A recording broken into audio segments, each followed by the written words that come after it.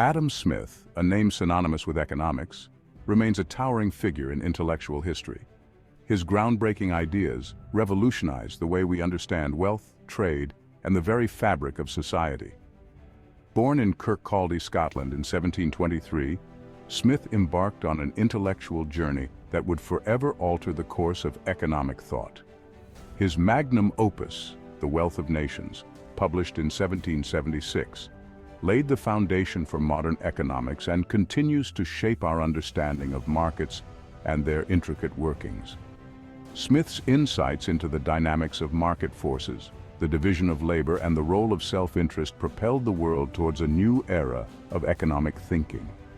He challenged prevailing mercantilist doctrines, advocating for free trade and the liberation of markets from government intervention. His ideas resonated deeply with Enlightenment thinkers and fueled the rise of capitalism, transforming societies across the globe. Smith's work remains a testament to the power of human reason and its capacity to unlock the secrets of economic prosperity.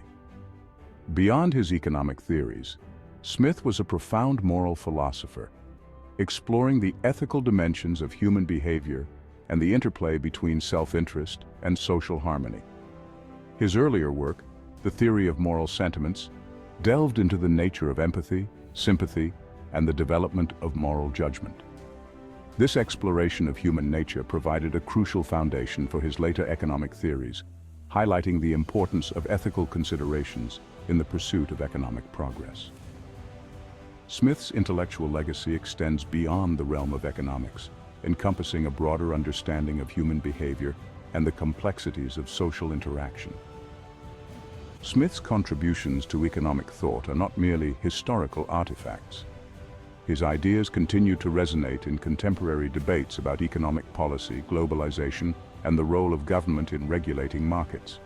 His emphasis on free markets and individual initiative remains a cornerstone of modern economic discourse. As we navigate the complexities of the 21st century, Smith's insights offer valuable guidance for understanding the forces that shape our economic landscape. His legacy as the architect of modern economics endures, inspiring generations of economists and policymakers to grapple with the challenges of creating a prosperous and just society.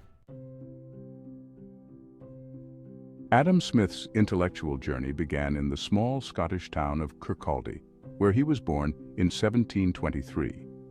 His early education at the Burgh School of Kirkcaldy provided a solid foundation in classical literature, mathematics, and moral philosophy. This early exposure to diverse intellectual disciplines shaped his thinking and laid the groundwork for his later explorations of economics and moral philosophy. Smith's insatiable curiosity and thirst for knowledge propelled him towards a path of academic excellence. At the age of 14, Smith entered the University of Glasgow, where he immersed himself in the study of moral philosophy under the tutelage of Francis Hutcheson. Hutcheson's influence profoundly impacted Smith's intellectual development, shaping his views on ethics, natural law, and the importance of individual liberty. The vibrant intellectual atmosphere of Glasgow University fostered Smith's critical thinking and nurtured his passion for exploring the complexities of human behavior and social organization. After completing his studies at Glasgow, Smith continued his academic pursuits at Balliol College, Oxford. While at Oxford, Smith delved deeper into classical literature and philosophy, further expanding his intellectual horizons.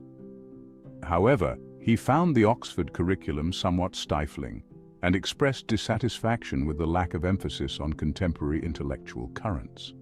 Despite this, Smith's time at Oxford provided him with valuable exposure to a wider range of philosophical traditions, enriching his understanding of the history of ideas. Returning to Scotland, Smith embarked on a successful career as a lecturer and professor. He delivered public lectures on rhetoric and belles lettres, captivating audiences with his eloquence and insightful analysis. His growing reputation as a brilliant lecturer paved the way for his appointment as a professor of moral philosophy at the University of Glasgow in 1751. This marked a pivotal point in Smith's career, providing him with a platform to further develop and disseminate his groundbreaking ideas.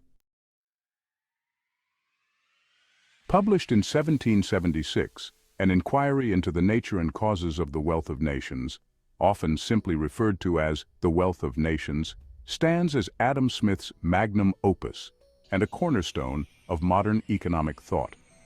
This monumental work challenged prevailing mercantilist doctrines and offered a radical new vision of economic organization based on free markets, the division of labor, and the pursuit of self-interest.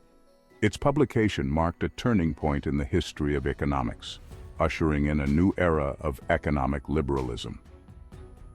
At the heart of The Wealth of Nations lies Smith's analysis of the division of labor and its profound impact on productivity and economic growth.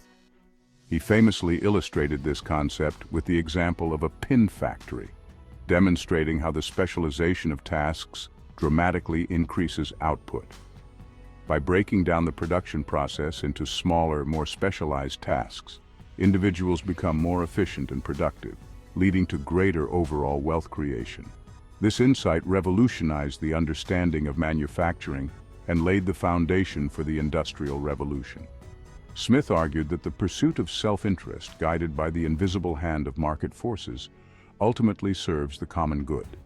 He believed that individuals, acting in their own self-interest, unintentionally contribute to the overall prosperity of society by producing goods and services that others demand. This concept of the invisible hand became a central tenet of free market economics, suggesting that market mechanisms can effectively allocate resources without the need for extensive government intervention. The Wealth of Nations also addressed the role of government in the economy.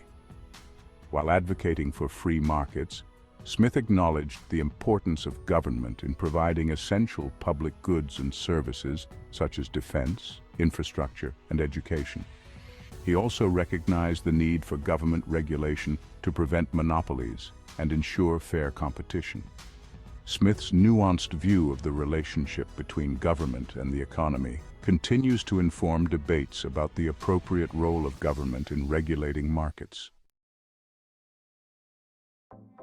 The invisible hand and the free market. Adam Smith's concept of the invisible hand stands as one of the most influential and enduring ideas in economic thought. It describes the unintended social benefits that arise from individual actions motivated by self-interest.